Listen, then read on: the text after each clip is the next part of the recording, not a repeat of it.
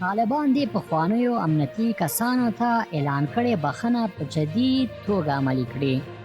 د کابل غږ مینوالو سلامونه او ښې چارې.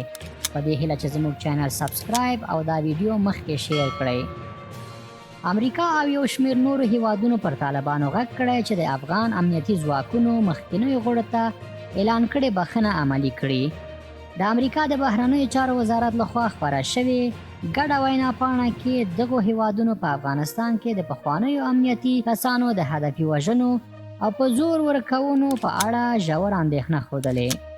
همدا روانه اونۍ د بشري حقوقو د سازمان خپل یو تازه ریپورت کې ویلي طالبانو واک ته له رسېدو وروسته یوازې په 4 ولایتونو کې د افغان امنیتي ځواکونو 48 پخواني غړي وژلي دي.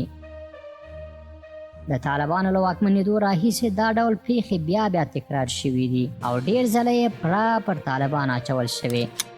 طالبانو د بشري حقوقو د سازمان د وروستي ریپورت په ګډون دا ډول ټول ریپورټونه رد کړي او وايي خپل اعلان کړي اخوا په جدي توګه عملي کوي.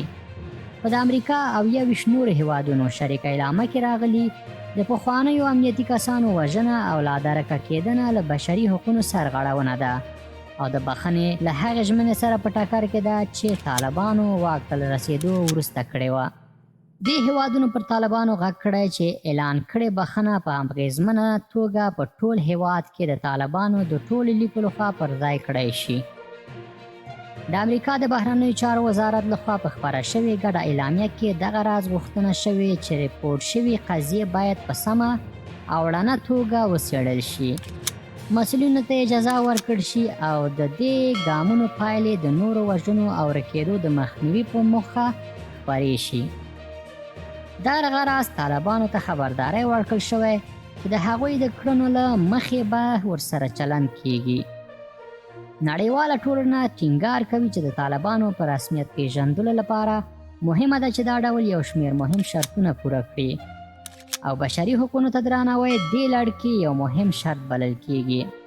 سره له دې چې طالبانو په 13 سپتمبر میاشت کې خپل حکومت او سرپرسته کابینه اعلان کړي، خو تر اوسه د نړۍ هیڅ هیواد په رسمیت نه دی پیژندلی. همدا روانه اونۍ د ملګرو ملتونو یوې ځانګړې کمیټې طالبانو ته عمومي اسامبلۍ کې د افغانستان د څوکۍ له ورکولو هم ډډه وکړه. ګرانو مینوالو، په دې هیله چې دا راپور مو خوښ شوی وي، د ورته راپورونو لپاره زموږ یوټیوب چینل سبسکرایب او دا ویډیو مخکې شیر کړئ.